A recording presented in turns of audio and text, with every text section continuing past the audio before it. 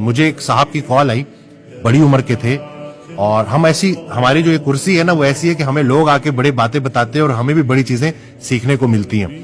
کہ وہ کہتے ہیں کہ میں نے 60 سال کی عمر تک نا قرآن نہیں تھا پڑھا, اور میں ذرا اس طرح میں نے چل لائف گزاری, اور میرا دوستوں کا سرکل تھا, وہاں گپ شپ ہوتی تھی. تو ایک دن کیا ہوا کہ میں دوستوں میں بیٹھا ہوا اور میں نے میرا سننا بند ہو گیا اور مجھے کچھ سنائی نہیں دے رہا. تو میں اب مجھے اپنا آپ ایسے لگے کہ جیسے میری دنیا ختم ہو گئی ہے, کیونکہ وہ دوستوں کی محفل تھی, اب اس میں مجھے ان کی باتیں نہیں سنائی دے رہی اور بالکل ختم ہو گئی.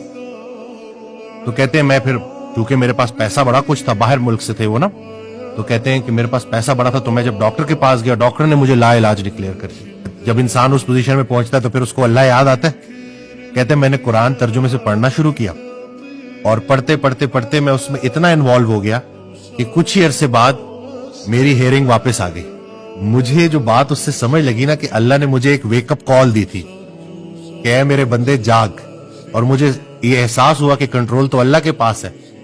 تو 60 سال کی عمر میں نے وہ کام شروع کر دیا جو مجھے بڑی ینگ ایج میں کرنا چاہیے تھا. دیر آئے درست آئے, تو بس انسان کو نا ذرا ذرا یہ اللہ تعالیٰ نا کھینچتا ہے, لگام جب وہ ہلکی سی کھینچتا ہے نا تو پھر انسان بلبلا اٹھتا ہے, شور مچاتا ہے, اور پھر اس کو سوائے اللہ کے اور کون سہارا دینے والا ہے.